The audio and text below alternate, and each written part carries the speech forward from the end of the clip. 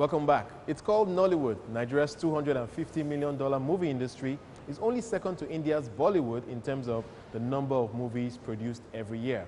But financing is a key challenge that impacts not only the quality, but the marketing of many productions. Yewande Sadiku is an investment banker with a passion for films. Her curiosity about Nollywood stimulated her to start up a pet project that presented an interesting case study of how best to unlock the value of the industry. I've long wondered, about the size of Nollywood. When people talk about Nollywood, they say it's the largest, it's the second largest in terms of the number of productions. But if you think about Nollywood from a financial perspective, it doesn't show on many radars. Chimamanda Ngozi Adichie published a book, Half of a Yellow Sun, in 2006. The book was very well received. It was on the New York Times, books to read in 2006. She's got several commendations, and she's won a couple of awards on the back of writing that book. In 2007, B. Bandele, a Nigerian author and director himself, but director more of theatre, thought that the book would make a fantastic film. He spoke to Andrea Calderwood, who produced The Last King of Scotland. So in 2008, I got involved, and I got involved because I was curious about how one would raise funding for a one-time project. Because my interest is in bringing formal financing to film, I didn't want to do it casually. So I put together a placement memorandum, as we would do, for a normal fundraising in investment banking, and I, put in there all of the risks, put in there all the mitigants that we put in place. You can never really de-risk a highly risky investment, but at least you can take some steps to minimize the risk for investors. And I put in there, why I thought that people should consider this as a value proposition. An adaptation of a best-selling novel, Half of a Yellow Sun, brings together an international cast and producers, which is seen as a major step in raising the quality of Nollywood movies to meet international standards. With a budget of $8 million, the movie is said to be by far the most expensive film produced in Nigeria.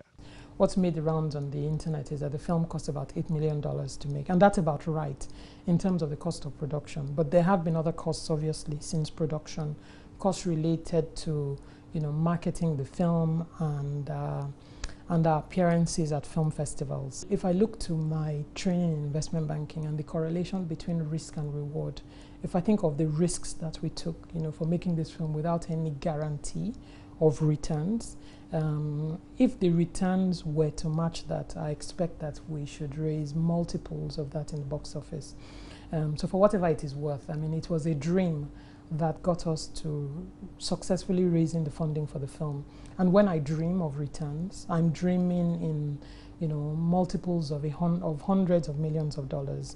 My ideal would be a box office of $150 million for this film. Because we were trying to access financing formally, first we had to create a company, and that company acted as the sponsor of the project.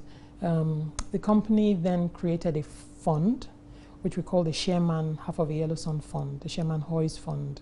So the Chairman Hoy's Fund is the vehicle that we use to raise funding.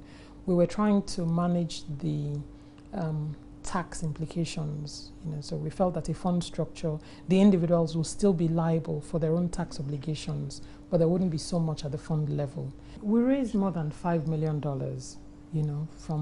largely from Nigerian investors. Some of our investors are not Nigerian investors, but they're friends of Nigeria and people who invested through the Nigerian vehicle. We wanted to have as big a voice as we could in relation to, just providing some direction to the production. So we wanted to raise the bulk of the financing in Nigeria, and we were fortunate. We ended up raising about 70% of the funding in Nigeria.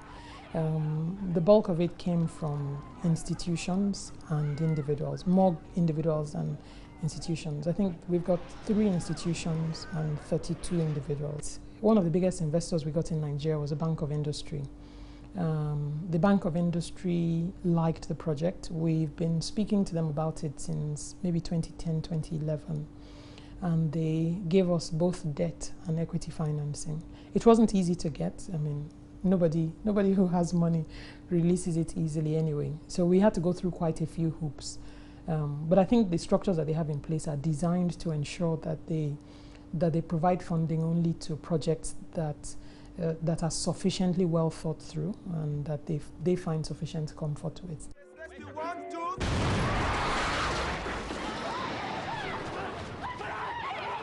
Fundraising for this project highlights the limitations of the country's film industry and the creative structures that may become a model for similar ventures in the future.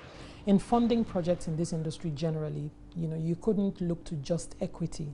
I mean, a lot of equity went into the funding complement for our film. But we also had a tax credit element. We got tax credits from the UK, which was why the partnership with our UK producers was very important. If we could have gotten or can still get tax credit from Nigeria, it will help manage that cost a bit. South Africa, you can get a 30% tax break for every dollar you spend. You save 30%. Louisiana, up to 50%. So I'm doing a movie, for instance, and chances are I'll go and do it in Louisiana because for every dollar I spend, I get 50 cents back. So for my movie, I'm even going to do it in Nigeria because it's just too expensive. It's bad enough because you have power problems and security issues, but you do it over there because you don't have those problems, but more than that, you get 50 cents back. Half of a Yellow Sun is a beneficiary of finance from the Bank of Industry, a government-owned financial institution. However, commercial banks have been criticized for not taking the time to adapt their lending criteria for the entertainment industry. Outside BOI and Nexim, they don't have desks that deal with these issues. A typical bank in Nigeria is looking for a short-term gain, foreign exchange round tripping, letters of credit for cement and sugar and things they can make their money in 30 days. And so I see a lot of bankers as guys in dark suits and dark glasses and like Shylocks. They go after you. They want quick return on investment. They don't care about the economy. And they don't care about you. They don't care about giving out loan to regular folks. They don't, and that's the truth. But Yewande Sadiku is more understanding on the bank's position of lending to the sector. There's certainly a lot more than the financial institutions can do to support the industry. But there's also a lot that the industry needs to do to organize itself first. Fundamentally, the principle of banking is that people give loans and they expect those loans to come back. So if one cannot demonstrate the ability of the funding to come back, it is not, the bank's position about reluctance with parting with funding is not unreasonable. None of us put our money in banks expecting the banks to lend it to people who will not pay it back. So from the industry's own perspective, there's some structures that the industry needs to have. The exhibitors that exist in the market, the cinema chains, those who sell DVDs and the like, need to prepare their financials in a way that is more auditable. So somebody can say, I made a film in 2011. This is how much it raised from the cinemas, and this is how much I have raised in sales since then. Nigeria's creative industry is growing despite the lack of long-term capital, weak infrastructure, and human capacity. However, business people, the government, and financial institutions are gradually coming to grips with these issues. But a lot more needs to happen to monetize the potential of the industry to generate not only jobs, but wealth for the country's creative entrepreneurs, already creating a stir on the global platform. Wale Famrewa, CNBC Africa.